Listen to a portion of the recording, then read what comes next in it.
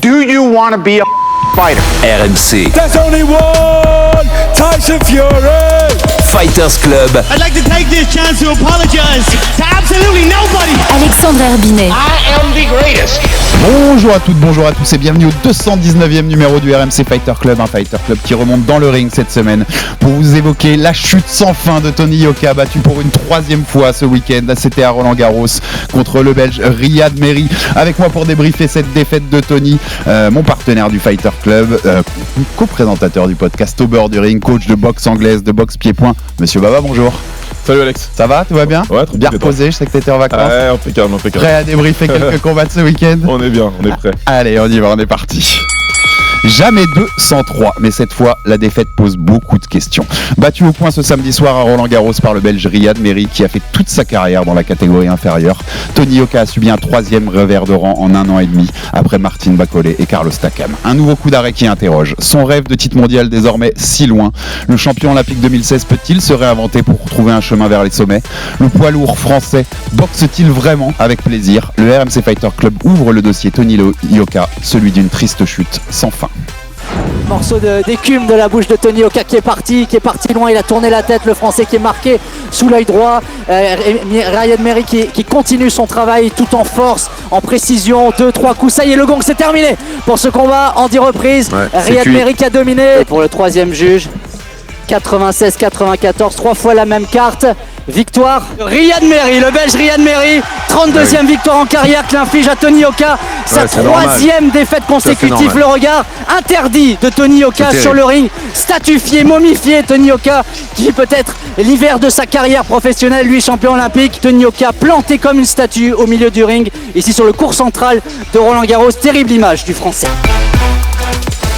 Et merci à Max Sabolin pour cette prod et un petit clin d'œil à Morgane Maury qui était au commentaire de RMC. Donc on l'entendait dans la prod, un Baba, décision partagée 2 fois 96-94 pour Riyad Merhi, 1 fois 96-94 pour Tony. On est d'accord que Riyad méritait sa victoire. T'as revu le combat ce matin? Ouais, j'ai vu ce matin. On partage cet avis. 11-3 en carrière, donc pour Tony Yoka désormais. 3e défaite de suite, je le disais, Martin Bakole, Carlos Takam et désormais Riyad Merhi depuis ses débuts pro en juin 2017. C'est terrible, Tony. J'ai regardé ce matin en préparant l'émission Baba ses phrases avant le combat. Ouais. Il dit, deux points, je cite, vous allez comprendre ce qui va se passer dès le premier round. Et en fait, dès le premier round, Baba, on a compris l'inverse. Dès qu'il a pris des coups, Tony, on s'en parlait en off un peu. Ouais. C'est terrible, on a l'impression que tout s'écroule désormais pour Tony. Ouais, c'est ça. C'est ce qui est malheureux, hein. C'est que de toute façon, le plus gros reproche, je pense, qu'il lui fait à Tony, c'est bon, on en reparlera tout à l'heure parce que c'est important, je pense, d'y revenir après, mais on lui fait un procès en arrogance. Donc forcément, quand tu parles, derrière les gens s'attendent à ce que ce soit fait. Et si tu veux, il commence le combat en conquérant, hein. Moi j'ai l'impression que tu vois, il prend le centre du ring, il reste là, il commence tout de suite à travailler avec son bras avant. Mais ouais, dès qu'il prend un coup qui passe, précis, qui est bien placé, ça change toute la physionomie. Tout de suite, il a une attitude inverse, il a l'attitude de quelqu'un qui a pas aimé prendre le coup. Et puis on est d'accord, je suis désolé, je te coupe, mais on parle plus de technique là, on parle de mental, hein. C'est dans la tête là. Pour moi, c'est pas une histoire technique, c'est que dès que tu prends le coup, je sais pas, t'as l'impression qu'il a des flashbacks ou quelque chose, il y a que lui qui peut expliquer ce qui se passe dans sa tête. Mais il aime pas, il a pas du tout aimé, encore une fois, prendre certains coups, et puis tout son comportement change, et t'as l'impression qu'il a beaucoup de mal à suivre ensuite, à faire ce qu'il était censé faire, tout simplement. J'en profite pour un petit big up à Nicolas Zeissler de Culture Box, qui a fait un super papier sur cette défaite et qui convoque Hemingway, et avec cette comparaison dans un écrit d'Hemingway où il parle du matador qui prend le premier coup de corne et qui, une fois qu'il a pris un coup de corne du taureau, il est plus jamais le même, et à chaque fois que le taureau se rapproche de lui, il a cette peur parce qu'il a ce souvenir de ça. Il y a de ça je trouvais que la comparaison était super belle, c'est pour ça que je le cite. C'est qu'il a pris le coup de corne contre Martin Bakole la première fois, et que depuis, chaque fois qu'un taureau s'approche, c'est dur pour Tony. Depuis c'est compliqué. Ouais, super article de Nicolas, gros big up à lui, parce que de toute façon, à chaque fois qu'il sort un article ou un podcast, c'est et on l'a reçu ici au Fighter Club, c'est Culture Box, allez voir, c'est toujours magnifique. Un grand fan. Et clairement, l'article est parfait, parce que c'est vraiment, on a beau être dans la position des analystes de comptoir, hein. On n'est pas là, on n'est pas dans le ring, on n'est pas dans le coin, mais en tout cas, on le voit, c'est très clair que dès qu'il prend le premier coup, c'est compliqué, et on peut pas s'empêcher de penser que ça ramène à des flashbacks de ce combat contre Bakole, où ça a été trop compliqué, et contre Takam, on a vu la même chose, et là, encore une fois, on a revu la même chose. C'est avant ce combat-là aussi, les phrases que j'ai notées étaient Baba, parce que ça va nous ouvrir sur un débat plus global. Tony, il dit notamment on vient montrer qu'on a fait les bons choix, parce qu'on rappelle, il a changé de coach. Hein. Il est passé de Virgil Hunter au Britannique Don Charles, plus spécialiste poids lourd, puis ça le permettait de se rapprocher de sa famille. Il voulait voir plus souvent ses enfants pour mentalement aller mieux, justement. Tony, mais dans ses phrases d'avant-combat, on vient montrer qu'on a fait les bons choix. Je ne veux pas donner à manger à mes détracteurs. Ouais. Tu vois, est-ce qu'il boxe pour les bonnes raisons, Tony Yoka? Je vais te poser la question. Tu vois ce que je veux dire? J'ai l'impression qu'aujourd'hui, il n'y a plus aucun plaisir. En tout cas, ça se voit corporellement sur le ring, il n'y a plus de plaisir, et qui boxe un peu pour essayer d'arrêter cette vague de haine qu'il a mangée depuis des années, et en fait, il l'alimente en continuant de boxer parce qu'il est mal. Enfin, tu vois, j'ai l'impression qu'il boxe pas pour les bonnes raisons, Tony Yoka, même si je vais pas lui donner des leçons, hein, je suis personne, comme tu dis, c'est de l'analyse de comptoir, hein, moi je suis devant mon micro, mais tu vois ce que je veux dire, il boxe pas pour les bonnes raisons, il a pas de plaisir, Tony Yoka, dans le ring. En tout cas, c'est pas ce qu'on voit, c'est pas ce qu'on perçoit, et ces déclarations-là, ouais, sont terribles. Ces déclations-là, je pense qu'elles lui font plus mal parce que, justement, il y a plein d'autres combattants qui sont passés par là, qui sont passés par d'une mauvaise série, et par une chute où on leur disait que c'était fini, et au final on pu se relever. Et la plupart de ces combattants-là, bah justement, ouais, il n'y a pas de déclaration de dire je vais boxer pour faire terminer. Ça, il n'y a rien de pire de toute façon. Tu boxes pour toi à la base, puis ensuite pour tes proches, pourquoi pas, et puis voilà, pour pouvoir réaliser quelque chose, pas pour faire taire quelqu'un. Si tu boxes pour faire taire quelqu'un, c'est compliqué, tu rentres dans une spirale négative où tu vas continuer à vouloir prouver des choses. Et j'ai l'impression que c'est une évolution. Je pense pas que Tony boxait comme ça au début de sa carrière pro, ni chez les amateurs, et qu'en fait, avec tout ce qui s'est passé autour de lui, la haine des réseaux sociaux aussi, on va y revenir aussi, mais parce que sa carrière a sans doute été mal gérée en termes en tout cas de spotlight dessus. Et en fait, t'as l'impression, tu vois ce que je veux dire, c'était pas ce qui était le cas au début de sa carrière, mais ça a dérivé vers ça, et c'est très difficile de sortir de ça en fait. Ouais, une fois que t'es bloqué dedans, c'est compliqué. C'est pas du tout, ça n'avait pas commencé comme ça. Et à la base, c'est une histoire d'amour, Tony Yoka, avec le public français et surtout avec les médias français, parce qu'il faut en parler aussi. Ceux qui ont mis Tony tout en haut, c'est avant tout les médias. C'est ce qui s'est passé à Rio, et c'est pas Tony qui est venu avec sa chaîne YouTube et qui a dit je suis le meilleur du monde, et voilà. Non, donc il a fait son truc, il a remporté une médaille d'or. Sa compagne de l'époque aussi, et puis voilà, on a décidé de les mettre sur le devant de la scène. Par contre, et on a décidé qu'il serait notre espoir. On a décidé qu'il était celui qui allait réveiller la boxe chez nous, et qui devait, entre guillemets, quand je dis devait, il devait aller jusqu'au Graal du titre mondial, pour confirmer ça en fait, qu'il était l'enfant chéri de la boxe française en fait. Exactement. Derrière, le truc s'appelle la conquête, etc. Donc forcément, tu vois, il y a une entreprise collective là-dedans. Moi, je veux bien qu'on blâme tout le temps que le boxeur. Tu vois, c'est super facile de dire ça. Non, mais t'as raison. Que Tony il a tout fait tout seul. Il y a une grosse entreprise collective derrière. Il a sa part de responsabilité, puisque lui, il est dans le ring de toute façon. Mais il y a aussi d'autres personnes qu'il faut pas oublier. Et tu sais, on le dit tout le temps, on le dit depuis toujours, on le dit en hip-hop comme on le dit en boxe. Don't believe your own hype. Faut toujours faire attention à ça. Et au bout d'un moment, quand t'as que des personnes autour de toi qui te disent que tu vas le faire, que t'as les qualités pour, etc., à un moment, tu dois croire en toi de toute façon, bien sûr, pour pouvoir accomplir ça. Donc, pour revenir à toutes ces choses-là, toutes les paroles et les procès en arrogance, je sais pas, qu'est-ce que vous vouliez qu'ils disent de base? Je viens pour participer. C'est pas je suis d'accord avec toi, c'est pas de l'arrogance, ça. C'est ce que c'est être un champion de boxe et dans les sports de combat en général. Il y a personne qui arrive en disant les gars, je viens pour me faire éteindre. Je viens pour boxer, je viens pour être champion. Les champions, c'est un tel et un tel, donc j'ai l'ambition de les battre. Ouais, les gars, c'est un peu normal. Maintenant, s'il échoue, il échoue. Mais il y a trash talk et trash talk. Il a pas fait Conor McGregor, Tony Yoka. Il est pas venu en disant des trucs de ouf, quoi, tu vois. Donc il a fait du classique même en fait. Pour moi, il y a pas spécialement d'arrogance là-dedans. Maintenant, sur les résultats, c'est clair, c'est factuel, et c'est ce qu'il y a de beau et de cruel avec la boxe, c'est que les résultats sont là, c'est factuel. Hein. Tu sais, tu vas parler, tu vas afficher tes ambitions, et tu vas réussir ou tu vas échouer. Et t'as raison, on t'ouvrait un peu ce débat-là, donc on va y aller sur celui-là parce que je voulais en parler quand même. Mais cette conquête, on l'a critiqué aussi, le choix de Canal+, de le mettre tout de suite en avant, en main event. C'est lui sur l'affiche du poster dès son premier combat pro, alors que sur la carte il y avait des bons boxeurs comme des Nordin Oubaali dans ses premiers combats pro qui étaient relégués en dessous de lui. Logique, on l'a toujours dit ici, parce qu'il ramenait une lumière qui permettait de faire des belles soirées en France et tout ça. Et à blâmer aussi également, on l'a dit ici, mais mais c'est pas pour blâmer ou pour pointer du doigt Canal. Quand je dis ça, et je vais être franc, RMC Sport, on était sur Tony Yoka Oui, quand oui. quand il est sorti des JO. On voulait avoir ces combats comme Canal les voulait. On les a pas eu, c'est Canal qui les a eu. Je pense pas qu'on aurait fait mieux. C'est ça que je veux dire, tu vois. Je suis en toute humilité là-dessus.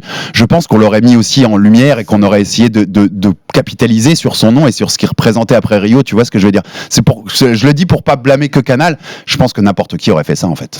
Et ça dit quelque chose d'assez important. On peut faire un comparatif assez simple. On va prendre le cas d'Anthony Joshua, qui lui a été champion olympique avant Tony, à Londres, et derrière qui est passé professionnel, sauf que rien qu'en Angleterre, il avait au moins 2 promoteurs puissants mondialement qui pouvaient tout à fait. l'accueillir. Matchroom, Queensberry. Exactement.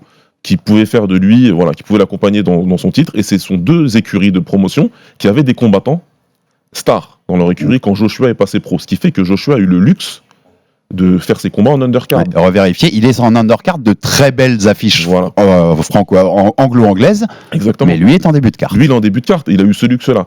Tony, il arrive dans une box, les gars, faut se rappeler c'est quoi? C'est le désert de Gobi quand il arrive, il n'y a rien. Il n'y a strictement rien. Donc là, on se retrouve avec un mec, il est champion olympique des poids lourds de la catégorie RN.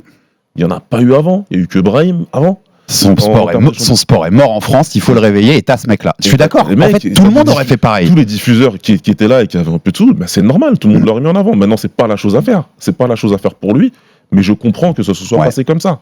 Et puis en fait, c'est la conséquence de ce que tu dis là. C'est-à-dire qu'on est un pays où la boxe meurt, entre guillemets, où elle est ces dernières années, elle a périclité. On est très loin de l'époque où tu avais des combats de boxe sur TF1 en prime time, tu vois. C'est compliqué. Moi, j'ai grandi avec ça, avec Laurent Boudouani en 30. Tu vois, c'est la conséquence de ça aussi. C'est-à-dire que la boxe étant morte, quand tu vois une poule aux œufs d'or, entre guillemets, je le dis pas méchamment, je le dis dans le bon sens, quand tu vois un Golden Boy qui arrive comme ça, champion olympique de la catégorie reine, que tu vois tout ce que sont devenus les anciens champions de la catégorie reine, des Lennox Lewis, des Vladimir Klitschko, des Anthony Joshua, tu te dis on y va avec lui. On y va franco, quoi. Tu y vas, tu réveilles, derrière tu ramènes d'autres boxeurs, et je suis sûr que les combattants qui ont combattu dans ces cartes ont été contents d'avoir cette lumière-là. Même tu peux demander. Nordine, c'est un combattant exceptionnel, Nordine Oubali. Non, mais il était content d'avoir cette lumière. Voilà, quand tu regardes le sport, tu dis c'est un peu bête quand même qu'il soit en undercard, mais en tout cas, s'il y a quelqu'un qui pouvait faire cette carte et le faire repasser à la télé, alors qu'avant ça, il n'y avait peut-être pas de perspective de passer à la télé en France, c'est très bien. Maintenant, il y a le business et il y a le sport. En tout cas, là, tout avait été fait contre Riyad Merhi, entre guillemets, tout a été fait pour qu'il le remporte après ces 2 défaites. On parle de Riyad Merhi, c'est un cruiserweight, c'est un très bon boxeur, le Belge, mais donc il est de la catégorie d'en dessous. On peut vérifier, je l'ai refait ce matin sur BoxRec, je crois qu'il a 2 combats chez les poids lourds, ou 3, c'était son 3e. Il a fait toute sa carrière avant dans la catégorie inférieure. Enfin, c'était un candidat idéal, entre guillemets, pour se relancer bien. Résultat, défaite une nouvelle fois. Tony, sa dernière victoire, c'est septembre 2021. Ouais, ça commence à faire Peter Milas, ça commence à faire quand même sacré bail. Je reprenais aussi toute la liste puisqu'on les citait, mais les super lourds, la catégorie où il a été champion olympique, elle a été intronisée au jeu en 84 à Los Angeles. La liste, quand tu la vois, ça fait peur parce que c'est presque le pire en fait dans l'histoire qu'on ait eu. Sur les résultats pro, je parle pas de ce qu'il a fait au JO, tu vois. Mais quand on reprend Tyrell Biggs, Lennox Lewis, Roberto Balado, le cubain, alors lui il est mort à 25 ans quand il était toujours amateur, d'ailleurs 238-12 chez les amateurs au moment où il meurt à 25 ans. Une vraie promesse. Ça c'était exactement un what if. Vladimir Klitschko, Audley Harrison, le Britannique, celui à qui on peut se rapprocher presque le plus, mais au moins il a eu une chance mondiale contre David Haye. Il a jamais eu 3 défaites de suite, j'ai vérifié ça ce matin aussi. Ça c'est que pour le clin d'œil, mais voilà. Derrière, on avait Alexander Povetskin, Roberto Camarelli, lui qui est resté que chez les amateurs, l'italien, Anthony Joshua, je le disais, et puis Bakodir Jalolov, sacré à Tokyo en 2021. Tu sais que Jalolov, sacré il y a donc 5 ans après Tony, il est déjà à 13-0 chez les pros. Il a déjà plus de victoires que Tony. Il arrive bientôt. C'est terrible ce que je vais dire, mais chez les pros, c'est le pire qu'on a eu. Puisqu'on en a vu, il y en a qui sont pas montés chez les pros, mais c'est le pire qu'on a eu. En tout cas, de tout ce pour l'instant, il est forcé de constater que c'est le cas. Forcé de constater que c'est le cas, et c'est malheureux pour lui comme pour nous. Ouais, c'est quand même terrible parce qu'il en a des qualités. On l'a dit et on les a vus chez les amateurs et il y en avait aussi chez les pros. Mais il y a quelque chose qui va pas et qui va pas. Donc on va entamer ce chapitre-là. C'est qu'est-ce qui va pas. Un mot sur sa performance globale et puis sur la performance des 3 derniers combats. Souleymane Sissoko, un ami du RMC Fighter Club, médaillé lui également à Rio et donc très proche de Tony Yoka et qui est souvent ici pour nous en parler. Il était dans les grandes gueules du sport avec Max Abolin justement dimanche. Il en parlait et il le disait, je le cite, ouvrez les guillemets, honnêtement je pense que sur les 3 défaites, les adversaires de Tony n'ont pas été foncièrement meilleurs que lui, il s'est battu lui-même, c'est un excellent boxeur mais il boxe face à l'ombre de lui-même, c'est le souci. il est rattrapé par ses démons. Tony, c'est ce qu'on disait en début d'émission. Aujourd'hui, il peut plus faire un combat normal parce qu'il y a trop de trucs en tête. Il peut plus s'exprimer à 100% normalement parce que c'est trop parasité. En tout cas, c'est encore une fois, on peut que interpréter nous, et c'est ce que il semblerait en tout cas que ce soit le cas.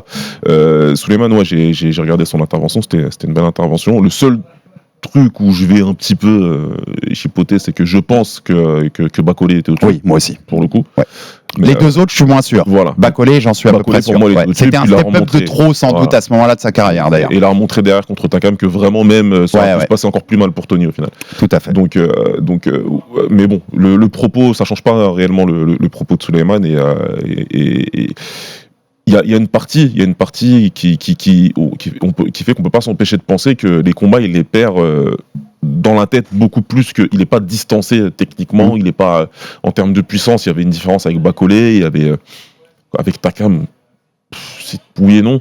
Non, même pas. Même pas, tu vois. Donc c'est pas.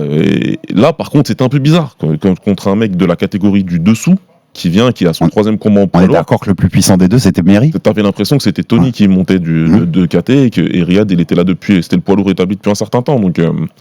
Donc c'est particulier, mais moi, en tout cas, les vibes que ça nous donne, c'est que sa défaite, elle est beaucoup plus psychologique. Ses défaites sont beaucoup plus psychologiques que technique ou physique. On l'a dit ici qu'il manquait un peu de puissance pour les poids lourds professionnels, en tout cas. Mais ça peut se compenser aussi avec la boxe, en boxant, tout simplement. Moi, j'ai aussi l'impression, ça peut être dur, hein, mais une nouvelle fois, on refait le match, hein, mais il aime pas la dureté, Tony Yoka.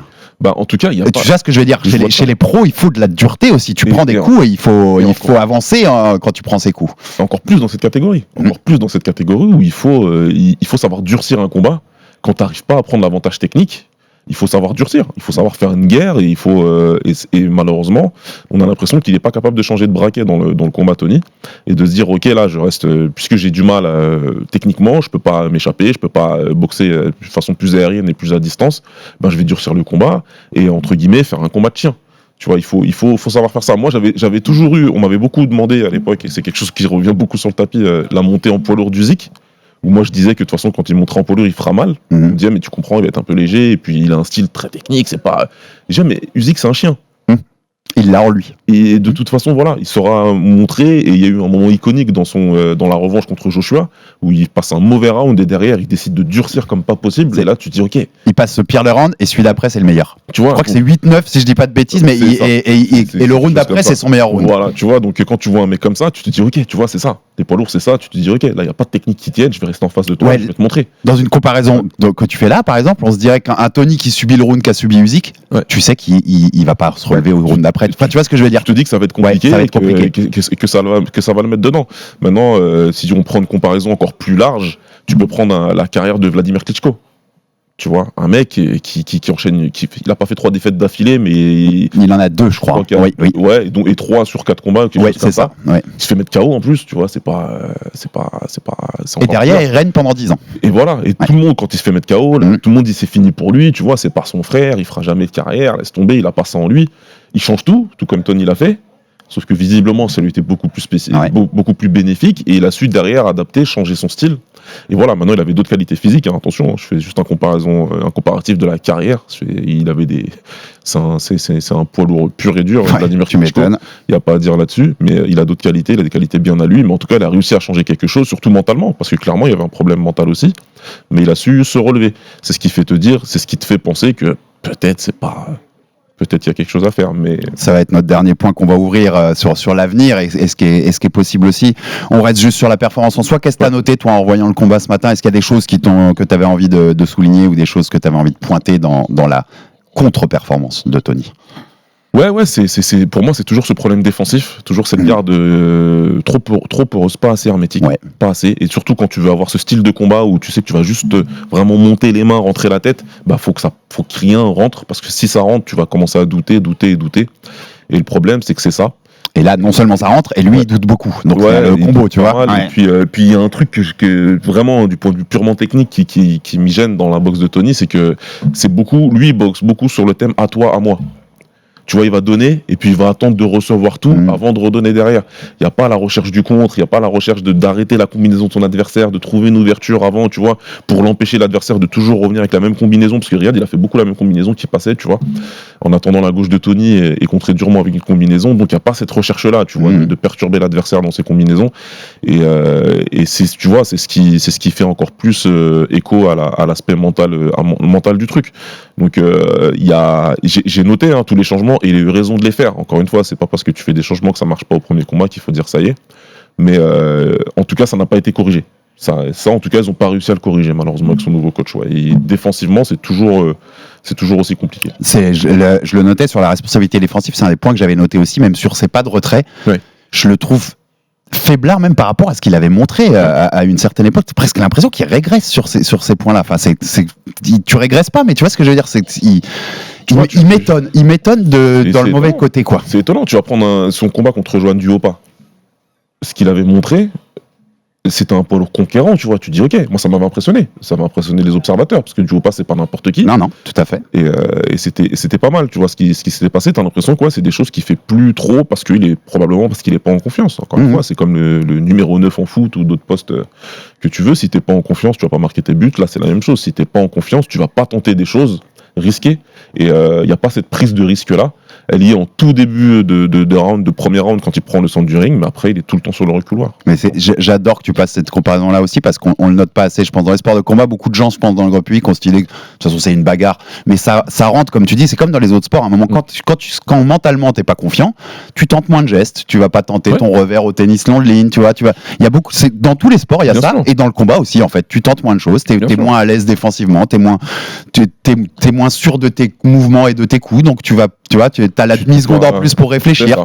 C'est tout ce qui va faire la différence. Le risque, pas de découvrir, parce que si tu penses que tous les coups vont te faire mal, tu vas pas accepter de prendre le risque, de prendre d'avoir le petit timing nécessaire pour contrer plutôt que de bloquer et remiser, tu vois. Donc et là ça bloque pas super bien et ça remise pas assez vite et surtout pas assez fort. L'autre point, c'est que vraiment ça manque de puissance. Il y a pas de puissance dissuasive qui fait que voilà. Et ça c'est dur, parce que tu l'obtiens pas. Enfin, tu vois, ça se travaille, mais pour faire il y a un vrai écart avec les vrais poids lourds, et ça tu le rattrapes pas. Enfin, j'ai pas l'impression, en tout cas. C'est très compliqué. Il a 31 ans, Tony, même si c'est une maturité tardive comme catégorie, les poids lourds, il a quand même 31 ans. C'est très compliqué. Il y a des gens qui sont faits pour physiquement, qui ont ça, et qui sont nés avec, et qui vont taper fort, et qui vont avoir une frappe lourde, et puis quand ils prennent du poids, t'as encore plus peur. Moi vraiment, je reprends l'exemple de Bacolé, parce qu'en Arabie Saoudite, il m'a fait flipper. Les coups qu'il envoyait à Takam, j'ai dit waouh. Donc tu vois, il y a des mecs comme ça, ils sont puissants naturellement, et puis quand t'es moins puissant, tu vas devoir travailler d'autres choses, tu vas devoir être plus rapide, tu vas devoir être plus technique, tu vas devoir être beaucoup plus précis, et surtout défensivement, il faut être irréprochable. C'est ce qu'est le champion actuel et le meilleur combattant actuel, c'est Usyk, c'est ce qu'il est. Je suis totalement d'accord. Ma dernière question sur la performance, Baba, c'est plutôt Riyad Merri qui a gagné ou Tony qui a perdu? Moi je te répondrai toujours la même chose à une question comme ça. Moi aussi. C'est Riyad qui gagne. Riyad qui a gagné. On est d'accord. Il faut lui donner son respect, il faut lui donner ses fleurs. Et à son staff aussi. Voilà. Tous, il est venu à Paris. Notre voisin, il est venu à Paris dans des conditions hostiles, et à la fin, il a gagné le public et le combat à la fin. Et quand tu fais ça et que tu combats à l'extérieur, chapeau. Et c'était aussi rebondir sur ce que Souleymane avait dit. Tony s'est battu lui-même. Je pense que les deux vont ensemble, en fait. Tony a pu se battre lui-même, mais mérite à Riyad aussi, parce qu'il faut le faire, le combat, et il faut profiter de comment est son adversaire. Tu vas donner des opportunités à ton adversaire de gagner, mais il faut les saisir. Et le dernier point intéressant qu'a souligné Souleymane dans son interview, dont je voulais te parler, je cite une nouvelle fois: est-ce qu'il faut approfondir sa préparation physique? Je pense que oui. Je cite pas toutes les phrases parce que ça va être un peu long, mais oui, il y a du travail. Revenir pour préparer un combat après une défaite, c'est compliqué. Il faut être professionnel tout au long de l'année. Si on se limite à se préparer juste pour le fight, c'est compliqué d'être à 100%. Je connais Souleymane aussi, qui est très dans le sous-entendu. Il sous-entend, je vais y aller les pieds dans le plat, que Tony n'est pas un boxeur professionnel à l'année. De toute façon, là c'est clairement sous-entendu. Oui. Et attention, on n'est pas en train de... Je dis pas ça pour instiguer quelque chose. Pas du tout. Bien au contraire. Mais nous, on est là pour, pour débattre. Moi, je suis pas Ariel Elouani. Ouais.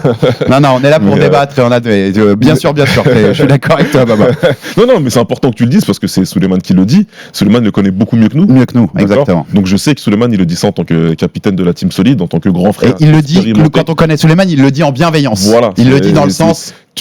Il faut changer ça. C'est ça. Souleymane, c'est quelqu'un qui respire la bienveillance de toute façon et qui fait attention à ce qu'il dit. Donc, quand il dit ça, je pense aussi qu'il veut passer un message à son petit frère. Et voilà. Et aussi, c'est des échos qu'on avait eu d'avant. Hein. On est tous dedans. Bien sûr. On suit le sport de très près. Donc, c'est des choses qui étaient ressorties de son ancien coach. C'était des choses qui étaient ressorties d'autres mecs par rapport à ses préparations et le fait effectivement que ça manquait, ça manquait un minimum d'entraînement entre les combats. Quand il n'est pas en préparation. Donc il y a des choses à travailler, surtout quand tu sais que tu as beaucoup de choses à travailler, et ben il faut y aller. Moi je sais qu'il est avec son nouveau coach, ça doit faire 1 an je crois, il est avec son nouveau coach, donc moi je pense que la dernière année en tout cas il a l'air d'avoir beaucoup travaillé, hein. Moi j'ai pas de raison de ne pas le croire.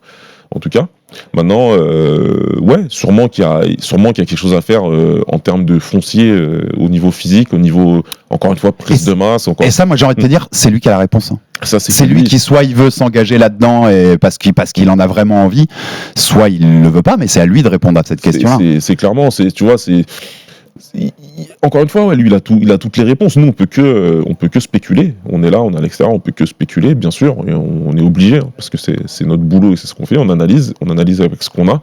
Et ce qu'on a, c'est que, encore une fois, dans le ring, et même avec un mec de la catégorie d'en dessous, ça manque de puissance, ça manque de solidité. Tu vois, ça manque vraiment de Riyad qui serait venu envoyer des coups et se dire ah mince, c'est un mur là. Et je vais être obligé de tourner, tu vois. Et pour ceux qui verraient dans la réponse à ça de se dire mais pourquoi il va pas dans la catégorie d'en dessous, parce qu'il y a même eu une catégorie intermédiaire créée Super Cruiserweight par la WBA et WBC. Il est trop gros, Tony, hein. Il est vers les 240 pounds quand il se pèse pour ces combats-là. Il faudrait un cutting assez drastique pour qu'il descende en dessous et je pense pas que ce soit non seulement qu'il en ait envie, mais je pense pas que ce soit positif pour lui de faire ça. Ce serait une très mauvaise idée. C'est un poids lourd naturel, Tony, il est grand, il est très grand. C'est un vrai poids lourd qui a toujours été poids lourd, qui a été super lourd en amateur. Ça, c'est la réponse number one des combattants de MMA quand ils n'y arrivent plus. On change de catégorie. C'est ça. Tu vois, non, mais t'as raison, c'est un poids lourd, Tony Yoka. C'est un poids lourd, il faut qu'il reste en Il avait 20 cm de plus que Merry. Hein. Donc, d'ailleurs, on voyait Don Charles dans son coin qui lui disait profite de ton allonge, travaille sur ce jab. Et, mais ça fonctionnait pas dans ce qui était donné sur le ring. D'ailleurs, sur le changement de coach, Baba, là, j'interroge le coach en toi. Quand on a tout changé comme ça, on est passé des États-Unis Virgile à Don Charles en Angleterre, se rapprocher de ses enfants, parce que faut le dire aussi sur Tony, parce qu'il faut être juste avec Tony Yoka, ce qu'il a vécu depuis 2 ans d'un point de vue personnel, séparation avec sa femme, l'éloignement de ses enfants, ça l'a beaucoup marqué, donc ça joue aussi sur une carrière forcément. Mais ce changement de coach, et quand on voit qu'au final ça porte pas ses fruits, et quand tu vois, c'est peut-être la pire défaite des 3 hein, parce que c'était un ancien cruiserweight, c'est terrible pour lui. Tu vois, là je pose la question au coach, est-ce que c'est pour Tony ça va être difficile ça, parce que tu te dis putain j'ai tout changé pour repartir bien, et puis en fait c'est la même conclusion. C'est le plus difficile, le changement c'est la promesse. C'est ça. C'est le plus difficile, c'est là tu dis c'est bon, c'est obligé, ça va tout marcher. J'ai compris, quand tu changes, forcément tu vois que les défauts d'avant. Quand tu commences à changer, tu vois tout le positif d'aujourd'hui, tu vois tous les défauts d'avant, tu te dis c'est pour ça que ça marchait pas. C'est pour ça que ça marchait pas, j'ai changé ça. Et il le disait lui-même, tu vois, avant le combat. Maintenant que j'ai tout changé, ça va marcher, c'est sûr. Il envoyait pas de coordonnées à son ancien coach. La phrase que je t'ai citée, hein. On va montrer qu'on a fait les bons choix. Tu vois, donc il envoyait pas des coordonnées à son ancien coach, mais presque.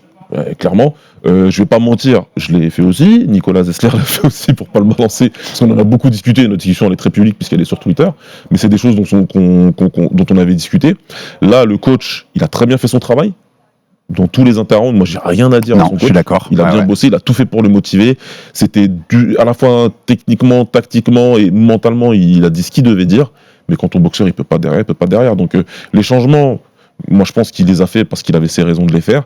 Je vais pas dire que les changements n'ont pas porté ses fruits. C'est juste qu'il n'a pas montré, en tout cas, que les changements avaient porté leurs fruits. Et on entame le dernier thème. Baba, c'est l'avenir, bien sûr, et la suite.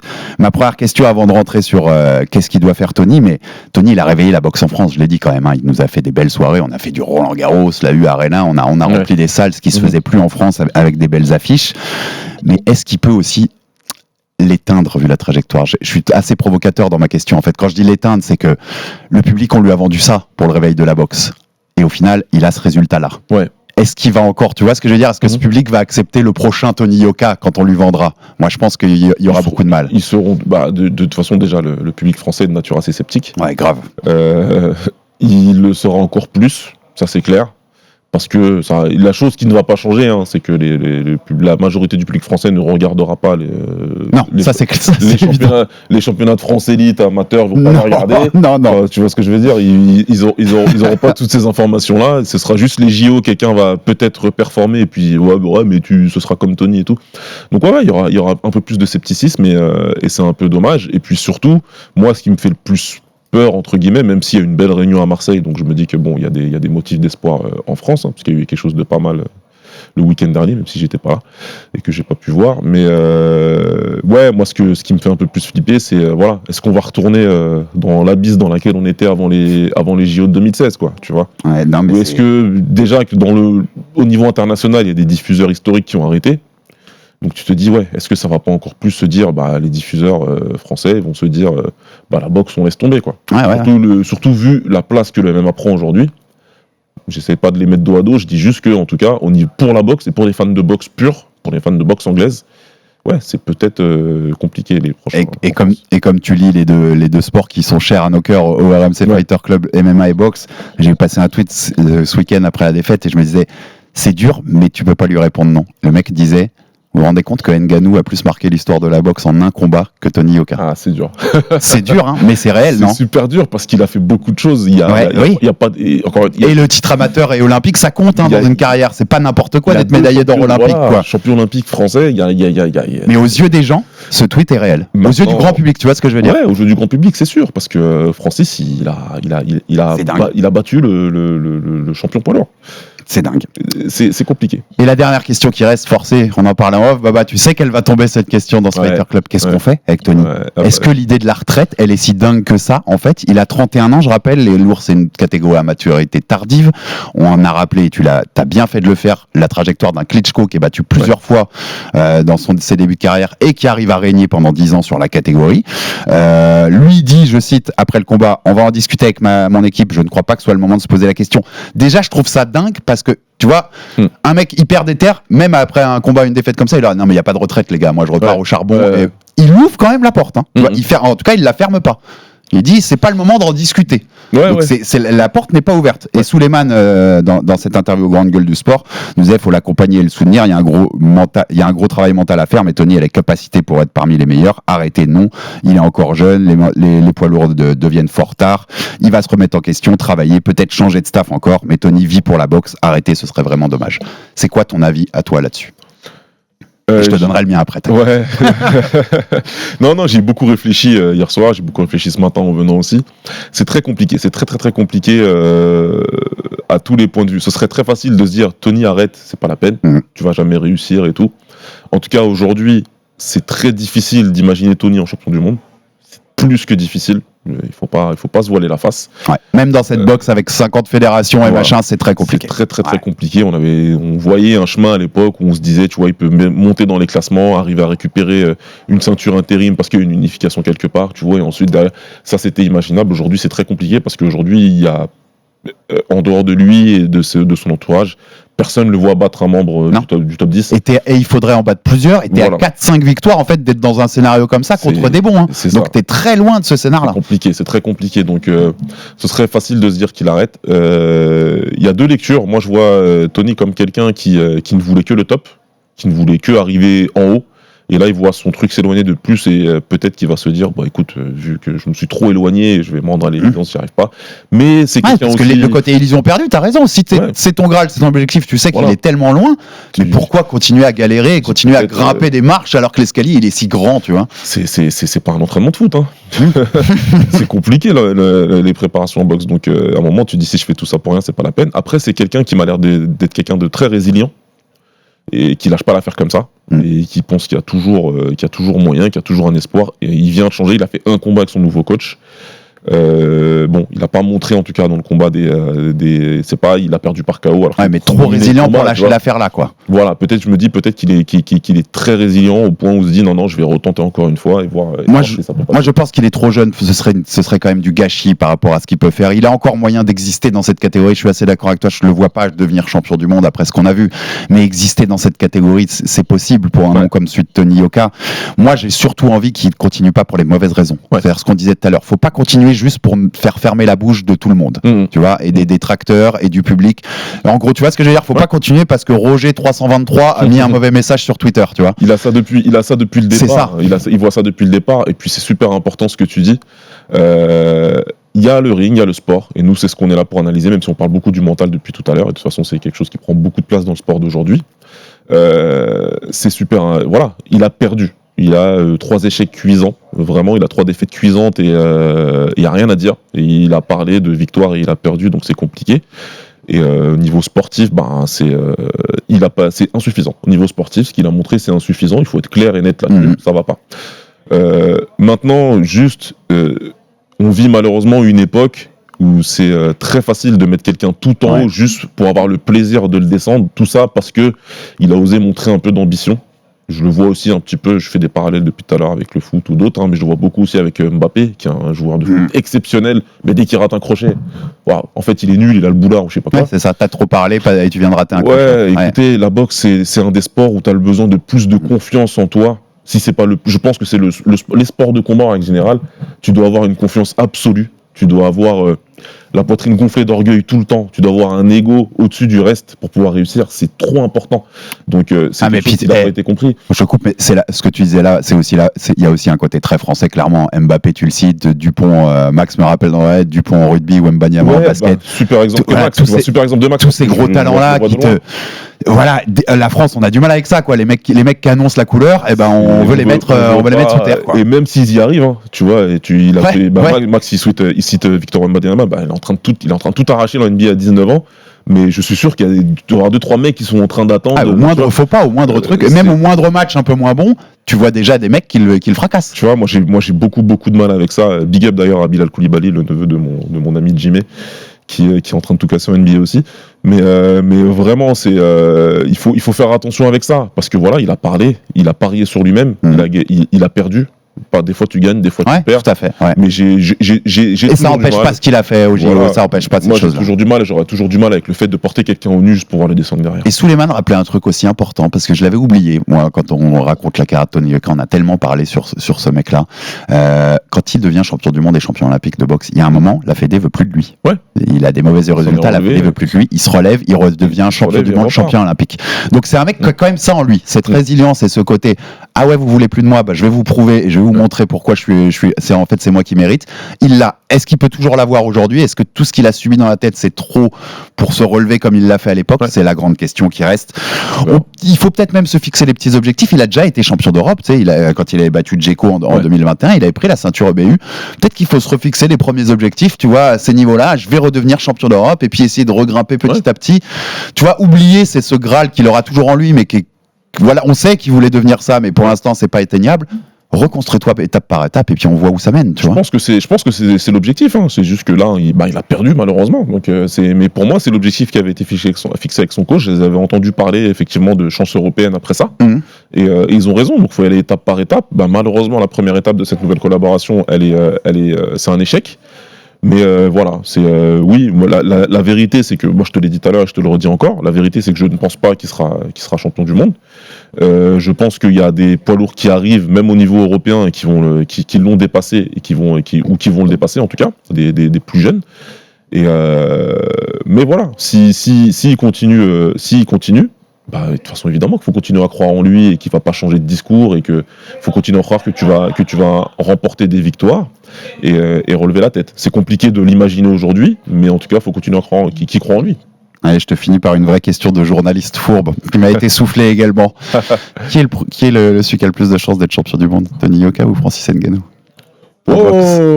Tu sais que techniquement, je te répondrais quand même sur les qualités. J'aurais envie de te répondre Tony sur le global. Ouais. Mais techniquement, le seul qui est classé dans un top 15 d'une fédé aujourd'hui, donc qui peut légalement combattre pour le titre mondial en boxe, c'est Francis.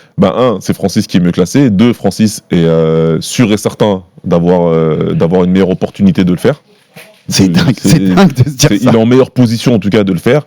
Et puis après, même si tu prends les qualités pugilistiques, Francis il a une arme de dissuasion massive. Que Tony n'a vraiment pour ceux qui ne nous voient pas sur YouTube, je viens de lever le point. Je t'aurais jamais dit ça il y a un an. Et ma dernière idée, je vais conclure là-dessus, mais c'est ce que je pensais en préparant l'émission ce week-end, après le combat, quand je réfléchissais dimanche chez moi. Et je me disais, tu me dis ce que t'en penses. Peut-être que Tony, comme Souleymane y a pensé un moment, comme Mathieu Baudarlic y a pensé, comme Estelle va le faire, comme Sofiane va le faire, est-ce qu'il n'aurait pas dû repartir vers les amateurs, faire Paris 2024, tenter d'être double champion olympique, tu vois, chez les poids lourds, ce qui n'a jamais été fait chez les super lourds, reconquérir ton public en venant, tu vois, porter le drapeau et dire moi je reviens pour vous et pour conquérir une médaille pour la France à Roland-Garros. D'ailleurs c'est à Roland-Garros que sera fait la boxe. Il n'y avait pas une opportunité dingue de se réconcilier, quitte à repartir en pro après, puisqu'on sait que maintenant ils peuvent re-switcher de pro à amateur. Tu vois ce que je veux dire? C'est complètement lunaire comme idée. Il y avait une opportunité, si c'est ce que tu veux faire, encore une fois. Oui, c'est ce qu'il voulait au fond de lui. T'as raison, je parle pour lui. Non, mais écoute, il y avait une opportunité de le faire. C'est pas une idée qui est bête. Maintenant, c'est ce que tu dis de très important, c'est pourquoi tu le ferais. Tu vois, si c'est pour reconquérir un public, repartir, relancer la machine médiatique et se dire en fait, vous voyez, je suis bien un Français et je boxe pour mon pays, etc. et pour mon public. Alors ouais, ça aurait été un move plutôt smart. Maintenant, le